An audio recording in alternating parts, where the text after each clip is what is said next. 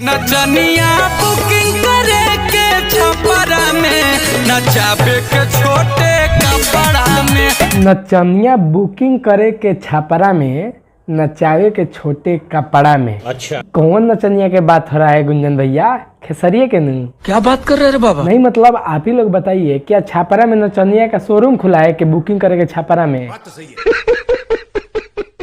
नमस्कार, मेरा नाम है नीतीश कुमार, आप देख रहे हैं फिलहाल एनजे फन एक्स्ट्रा। देखते रहिए और देते रहिए अपना प्यार। देखो गुंजन सिंह का ये गाना नचनिया बुकिंग करे के छपरा में खेसारी लाल यादव ने गाना गाया। गाड़ी जाड़ा के हिया मुर्गिया आरा के हिया। इसी गाने के चलते खेसारी लाल यादव को टारगेट करके कितना सारा गाना बन गया, जैसे ये लौंडा आइल बा लंदन से। अब खेसारी लाल यादव के ये वाले गाने में एक लाइन है कि चल के आइल बनी लंदन से छपरा, ये गा दिया कि लौंडा आइल बा लंदन से। सुबह एक वीडियो डाला था ये वाला, खेसारी लाल यादव को छक्का बोल रहा है, पूरा उसका वीडियो लगाया है।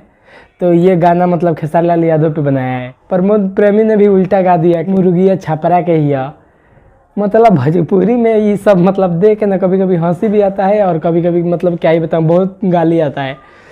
लेकिन कैमरे के सामने उतना गाली नहीं देता हूँ क्या ही बताऊँ यार। चलो, आपको ये गाना कैसा लगा कमेंट करके ज़रूर बताना, और चैनल पर नहीं तो चैनल को सब्सक्राइब कर देना। वीडियो पसंद आया हो तो लाइक कर देना। तो चलो मिलते हैं अगले वीडियो में, तब तक के लिए बाय बाय।